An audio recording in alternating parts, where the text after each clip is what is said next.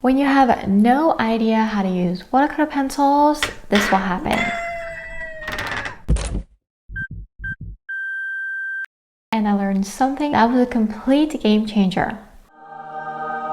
First of all, the supplies are very simple and very low maintenance for watercolor pencils. For example, I used the Faber-Castell All Brush Dural watercolor pencils, but you can try other brands as long as they're more in the mid or high range, because this way there's less chance for the leads to break and more pigment in the pencils too.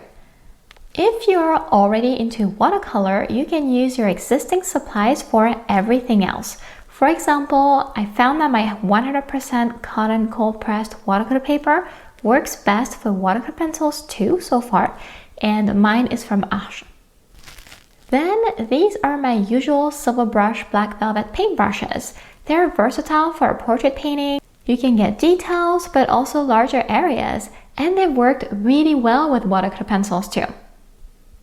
I recommend some masking tape to tape your sheet all around. One water jar is enough, since watercolor pencil is less messy and requires a lot less water. I added a white gel pen for highlights, but you can pair up your watercolor pencils with that, or a white gouache or a Posca pen. This is really all you need for watercolor pencils. Nothing fancy that you can never use again. One thing people will keep their watercolor pencils for are their sketching capabilities. Despite watercolor pencils being severely underrated, I noticed from Facebook groups and forums, a lot of people think that sketching and drawing details are what watercolor pencils are best for, but that's not true.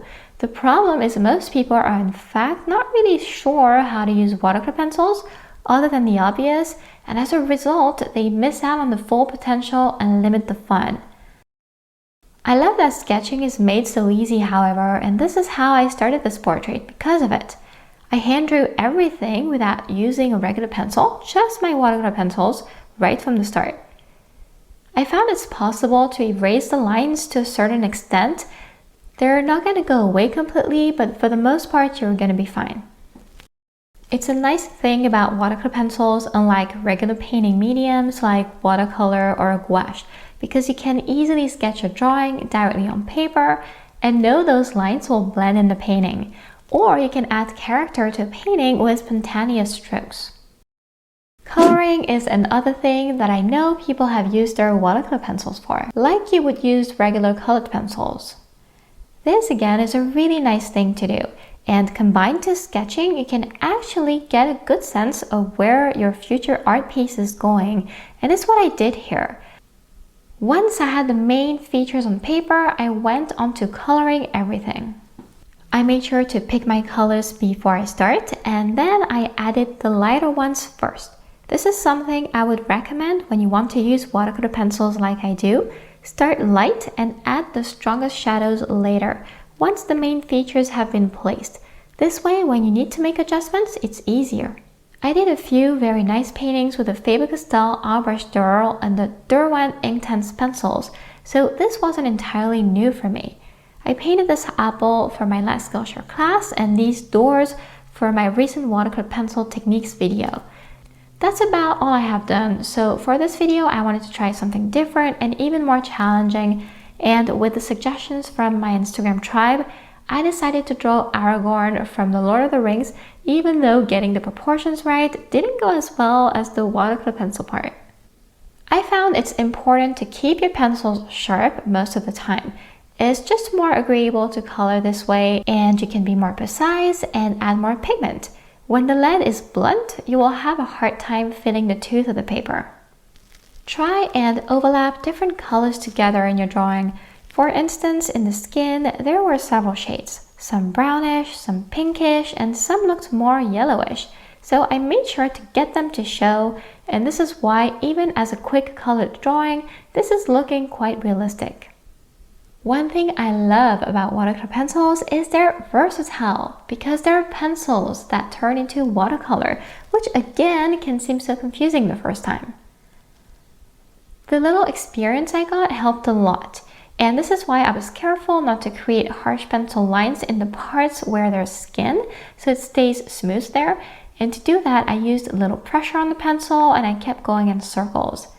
This way, when you wet the pencil later, you can expect something quite smooth if your own watercolor pencils are qualitative enough. I wanted the facial hair to show, so I drew a bunch of short strokes with a lot more pressure so they stick out from the skin. And you will see later the strongest strokes will show through clearly when we wet this. For the hair, since it's long and curly and since there are parts that are just shadows without much texture showing, I used both methods. Pressing lightly while going in circles to build some kind of base, and pressing harder while drawing lines and curls to have that detail showing up. I find what most artists struggle with when it comes to watercolor pencils is to activate the paint. And I suspect that is what might have them skip this part altogether and use pencils for other things like sketching and details. It is true that with watercolor pencils, a beautiful drawing like this one can turn into an awful mess easily, but that's only a technique problem.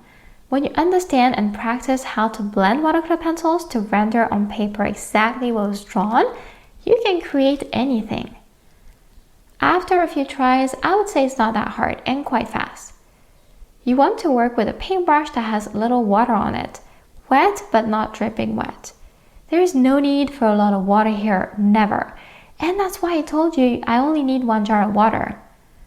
What has worked best for me is to activate paint on one section at a time and preferably start with the light parts in that section, otherwise you will keep transferring darker pigments onto lighter areas. Then, every time you switch sections or when you know there are dark pigments on your brush because you were activating a dark part, rinse the brush, soak the extra water off with a paper towel, and keep going. Something else that works well with watercolor pencils is to activate the pigment with strokes that match the shape of your subject, like here with the parts underneath the eyes or there with the chin. These are just examples, but you get the idea. It avoids having to do a lot of back and forth and making a big mush of color. Enjoy this part. There is really no rush needed with watercolor pencils, and if it doesn't turn out completely accurate like my Aragorn, don't despair because you can still improve. Layering does wonders with all mediums, and watercolor pencils is no exception.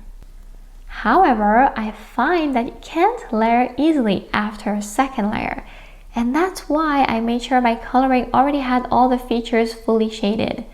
This way, in the second layer, I already have a solid base and I only need to add improvements.